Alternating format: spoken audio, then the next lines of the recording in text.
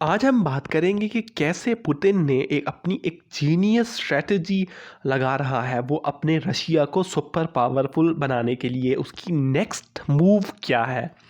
जिस वक्त सारी दुनिया की तवज्जो यूक्रेन की वार पर है, ठीक उसी टाइम पर एक और जगह पर खामोशी से एक कार्रवाई की जा रही है। और ये वो जगह है आर्कटिक।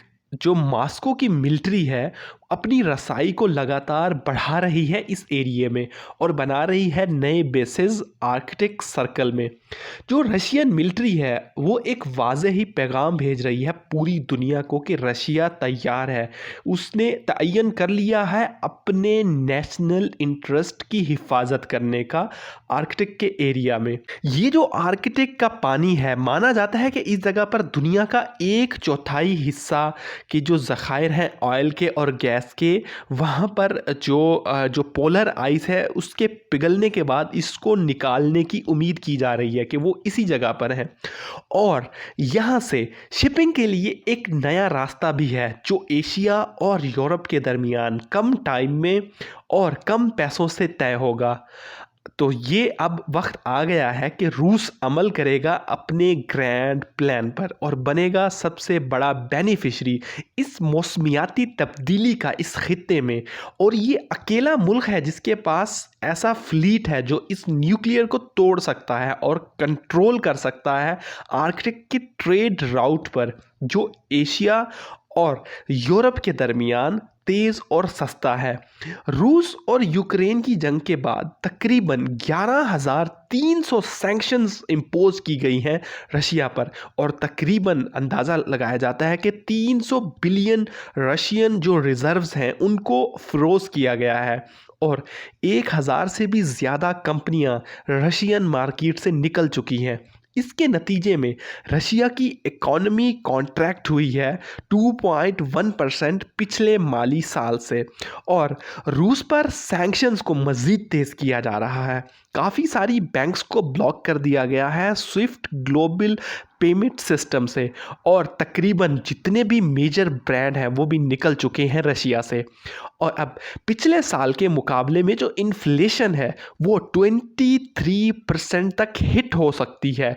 और उम्मीद की जा रही है कि इकोनॉमी डूब सकती है रिसेशन के कुएं में। और रूबल की जो कदर है वो एक पैनी से भी कम हो गई है। जैसे यूरोप में सर्दियां ख़त्म हो रही हैं, रूस ये जानता है कि गैस अब इसे इतना फ़ायदा नहीं उठाया जा सकता जैसे जैसे यूरोप में सर्दियां कम होती जा रही हैं। इससे अहम, अगर जंग रूस आखिर पर मतलब जंग जीत भी जाए रूस, तो ये सैंक्शंस उम्मीद की जा रही है कि तकरीबन एक डेकेड तक जंग के बाद भी इकोनॉमिक जो इसका है उसके ऊपर मतलब असर डालती रहेगी और रशियन इकॉनमी मतलब डूबना जारी रखेगी। तो आप जानते हो क्या, रशिया कुछ बहुत अलग कर रहा है इस सब को डील करने के लिए आर्कटिक ओशन में। और यहाँ लोग सोच रहे होंगे कि आर्कटिक का जो एरिया है, ओशन है, उसको तो वहाँ पे एक बर्फीला इलाका है जो बिल्कुल भी इस्तेमाल नहीं किया जाता। तो अब रशिया अब वही सेम आर्कटिक ओशन को बिल्ड कर रहा है एक गोल्डन ट्रेड राउट के तौर पर, जो बदल के रख देगा पूरी ताकत को। और ये राउट इतना शानदार है कि 13,000 जो माइल का सफ़र है स्विस कैनाल राउट से यूरोप से एशिया का। और अगर इस आर्कटिक राउट को इस्तेमाल किया गया तो सेम जो जर्नी है यूरोप से एशिया की वो मुकम्मल होगी सिर्फ 8,000 माइल में। और सबसे अहम, ये तकरीबन 2 हफ्तों का वक्त बचा देगी। और सबसे अच्छी बात रशिया के लिए इस सारे राउट पर कि यूएस इस राउट पर असरअंदाज नहीं हो सकता। और रशिया ने पहले ही इस पर $29 बिलियन इन्वेस्ट कर रखे हैं इस शिपिंग राउट को डेवलप करने के लिए। और इसके ऊपर बहुत बड़े पोर्ट कंस्ट्रक्शन प्रोजेक्ट्स भी बनाए जा रहे हैं, रेलवे को भी बढ़ाया जा रहा है। और सबसे अहम, रशिया अपनी आर्मी को मॉडर्नाइज कर रहा है इस इलाके में। और एक लॉन्ग टर्म वॉर है उसको प्लान कर रहा है। रशिया का वेस्ट के खिलाफ अगर ये गोल्डन ट्रेड राउट सक्सेसफुल हो गया तो ये पावर के जो डायनामिक्स है उसको शिफ्ट कर देगा यूएस से रशिया को। अब रशिया की उभरती हुई ताकत को समझने के लिए पहले हमें दुनिया का जो इकोनॉमिक का जो हार्ट है उसको समझना होगा कि शिपिंग राउट्स अब रशिया मतलब खड़ा है दुनिया के नक्शे पर ठीक दो कॉन्टिनेंट्स के दरमियान में, जो है यूरोप और एशिया। और अब इस वक्त पर जो प्राइमरी ट्रेड राउट है जो इस्तेमाल किया जा रहा है यूरोप से एशिया के लिए, इसको कहते हैं स्विस ट्रेड राउट। और ये बहुत ज़्यादा मशहूर 12% दुनिया का ट्रेड और 30% पूरी दुनिया का ट्रैफिक यहाँ से पास होता है। तो ये बहुत ही ज़्यादा मशहूर जगह है। स्विस कैनाल से सिर्फ अगर कोई चीज़ बनती है चाइना में और वो सफ़र कर रही है इंग्लैंड के लिए, और अगर स्विस कैनाल से जाती है तो ये बनता है 13,000 माइल। और दूसरा राउट जो है दुनिया की ट्रेड के लिए उसको कहते हैं केप राउट। ये काफ़ी लंबा राउट है जो 5500 माइल ज़्यादा लंबा है। इसको पहुंचने में 2 हफ्ते और भी लगते हैं। और अब है दुनिया का सबसे शॉर्टेस्ट राउट जो है नॉर्दर्न सी राउट। ये राउट जो शुरू होता है चाइना से, जो दोनों को देता है, मतलब पूरे के रशिया के ऊपर से होते हुए आर्कटिक ओशन से पास होते हुए इंग्लैंड पहुंचेगा। ये राउट सिर्फ 8,000 माइल लंबा है, यानी 8,000। और ये जो मशहूर राउट स्विस कैनाल है उससे 5,000 माइल कम बनता है। तो जो ये मतलब 5,000 माइल जो कम बनता है, और जो तकरीबन 10,000 और 500 माइल ये केप जो राउट है दूसरा दुनिया का जो फेमस ट्रेड राउट है उससे भी ये कम है, ये अभी वाला जो रशिया का नया नॉर्दर्न सी राउट है। लेकिन पता है क्या कि सबसे छोटा जो राउट होने की वजह से अगर आप इसका शिपिंग वॉल्यूम देखो तो दूसरे 2 राउट्स के मुकाबले में ये ना होने के बराबर है। अब सवाल यहाँ ये है कि चाइना और रशिया बड़े ट्रेडिंग पार्टनर्स हैं यूरोप के, तो इसके साथ ये क्यों चाइना यूरोप रशिया और ये ट्रेड क्यों नहीं किया जा रहा ख़ास इसी रास्ते से? तो इसका सादा जवाब है इस इलाके में बहुत ज़्यादा बर्फ़ है, और जैसे ही नॉर्थ पोल की तरफ आप जो है ना बढ़ते हैं तो बर्फ़ की जो थिकनेस है वो बढ़ जाती है। और हम सब जानते हैं कि बहुत से शिप क्रैश हुए हैं आइसबर्ग से टकरा के, और टाइटैनिक समेत ये भी उसके साथ भी यही हुआ था। और नॉर्मल जो शिप्स हैं नहीं जा सकते इस राउट से, आपको चाहिए होते हैं आइस जो ब्रेकिंग शिप्स होते हैं सिर्फ बर्फ़ को क्लियर करने के लिए, सफ़र करने के लिए। और ये लाते हैं 3 मुश्किलें। जो पहली है आइस ब्रेकिंग, जो इसको तोड़ना है ये एक बहुत महंगा मतलब अमल है और टाइम कंज्यूमिंग भी है, और आपको पता नहीं कि कितनी बर्फ़ तोड़नी पड़ सकती है आपको रास्ता बनाने के लिए। तो इससे आपका जो एस्टिमेट अराइवल जो टाइम है उसका नहीं आप बता सकते अपने कस्टमर्स को। और अगर आखिर पर अगर कोई शिपिंग स्टक मतलब शिप स्टक हो जाता है तो ये इन्वायरमेंटल और इकोनॉमिक डिज़ास्टर है। लेकिन क्या कि कड़वा सच और मीठा सच सामने आया दुनिया के। मीठा इसलिए कि मुतबादिल है, सस्ता है शिपिंग के हवाले से, और कड़वा इसलिए कि ये प्रमोट करेगा ग्लोबल वार्मिंग को। पूरी दुनिया में प्लैनेट मतलब वार्म हो रही है, और ये 0.19 जो डिग्री सेल्सियस पर डेकेड के हिसाब से, जबकि जो आर्कटिक का ये जो बर्फ़ वाला इलाका है यहाँ पे बर्फ़ जो पिघल रही है उसकी जो स्पीड है वो 3.8 टाइम ज़्यादा तेज़ है, और वो जो पिघल रही है उसका नंबर है 0.73 डिग्री सेल्सियस पर डेकेड। यानी जो नॉर्मल दुनिया में बर्फ़ पिघलती है उससे या गर्मी जो होती है उससे 3 गुना ज़्यादा, बल्कि 4 गुना, तकरीबन 4 गुना ज़्यादा गर्मी से जो है ना यहाँ पे आर्कटिक के एरिया में वार्म हो रहा है वेदर पर डेकेड के हिसाब से, और यहाँ पे बर्फ़ पिघल रही है। और ये साइंटिफिकली ये कहलाता है लॉस ऑफ रिफ्लेक्टिव स्नो। आसान अल्फाज में स्नो रिफ्लेक्ट करती है ज़्यादा सूरज की एनर्जी, क्योंकि ये सफ़ेद है और ज़्यादा रिफ्लेक्टिव है बजाय किसी डार्क राउंड सरफेस के। लेकिन जब ये स्नो शुरू करती है पिघलना तो सोलर एनर्जी मज़ीद अब्जॉर्ब्ड होती है, और ये सबब बनता है मज़ीद वार्मिंग ऑफ जो है अर्थ, और फिर वजह बनता है बर्फ़ के पिघलने का। और ये फिर वजह बनती है लॉस ऑफ रिफ्लेक्टिव स्नो, जो वजह बनता है मज़ीद सोलर एनर्जी के अब्जॉर्ब होने की, जो फिर बढ़ता है टेम्परेचर को मज़ीद।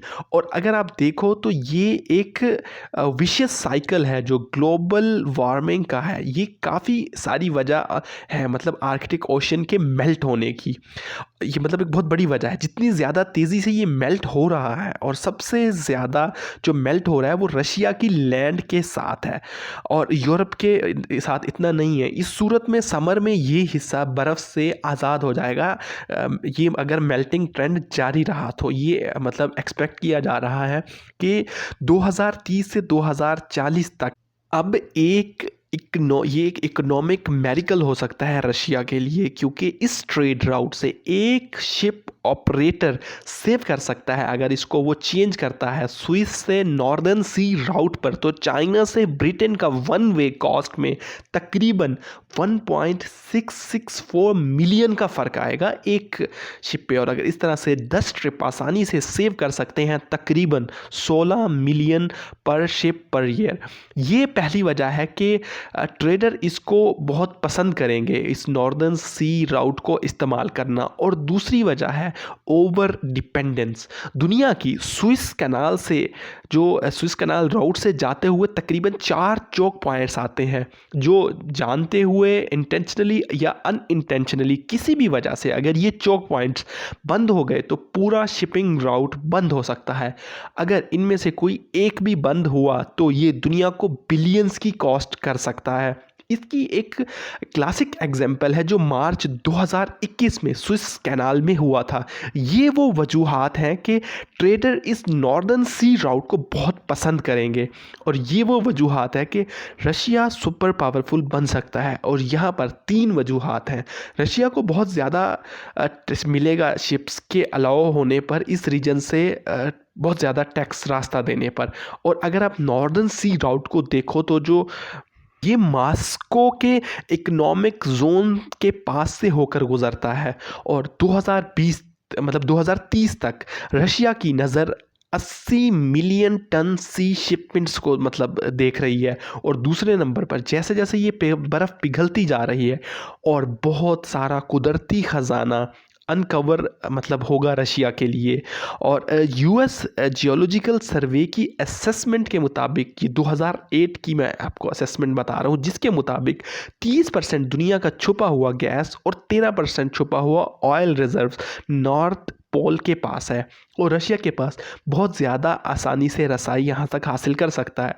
ये आर्कटिक का एरिया जो है बहुत ज़्यादा रिच है in terms of mineral and rare earth metal. तो यूएन के मुताबिक हर मुल्क के पास इस बात का हक है कि वो जितने भी नेचुरल रिसोर्सेज समंदर के नीचे 200 नॉटिकल माइल्स तक उसकी कोस्ट से, तो रशिया के पास बहुत ज़्यादा मिनरल्स इस बेल्ट के अंदर हैं। और अगर रशिया ने इस सी राउट को डेवलप किया तो ये राउट बनेगा एनर्जी सुपर हाईवे, हाइड्रो जो है ना कार्बन्स और दूसरे नेचुरल रिसोर्सेज को एक्सपोर्ट करने में। इसके नतीजे में बनेगा बेहतरीन मुतबादिल स्विस कैनाल का वर्ल्ड ट्रेड के लिए। और आखिर पर ये सबसे स्मूदेस्ट लाइन होगी शिपिंग्स के लिए, बग़ैर किसी चोक पॉइंट और जो पैरेट्स होते हैं समुद्री डाकुओं से भी। और ये वो वजह है कि रशिया ने एलोकेट किए हैं $29 बिलियन इस शिपिंग राउट को डेवलप करने के लिए 2035 तक, जिसमें बहुत बड़े बड़े पोर्ट्स की कंस्ट्रक्शन, रेलवे लाइन को एक्सपेंड करना, और सबसे अहम रशिया अपनी आर्मी को मॉडर्नाइज कर रहा है इस रीजन में। अब यहाँ सवाल पैदा होता है, तो क्या वेस्ट सिर्फ इंतज़ार कर रहा है रशिया के वो दोबारा के मतलब सुपर पावर हो जाए? तो वेस्ट क्या करेगा रशिया को काउंटर करने के लिए? अगरचे वेस्ट कोशिश कर रहा है और बना रहा है अपने मतलब दिफा के लिए, लेकिन वो कहीं भी रशिया के करीब तर नहीं है जितनी तेज़ी से रशिया यहाँ पर अरेंजमेंट्स कर रहा है। क्योंकि पहले से बहुत ज़्यादा रशियन ने अपनी जो मिलिट्री बेसिस है वो बना चुका है वेस्ट के मुकाबले में इस रीजन में, और रशियन बेसिस बहुत अच्छी स्ट्रेटेजिकली लोकेटेड है, क्वांटिटी में भी ज़्यादा है, और किसी भी रुकावट को दूर करने के लिए ये मतलब आसानी से वो कर सकते हैं। और रशिया कैसे मतलब मुतबादिल बना रहा है ट्रेड राउट के लिए अपने आप को दोबारा बनाने के लिए, ये इस यूक्रेन की जंग से एक दफ़ा बिखर जाने के बाद मुकम्मल तौर पर अपने आप को दोबारा पावरफुल बनाने के लिए ये सब कुछ वो कर रहा है। तो ये है पुतिन की नेक्स्ट जीनियस स्ट्रैटेजी।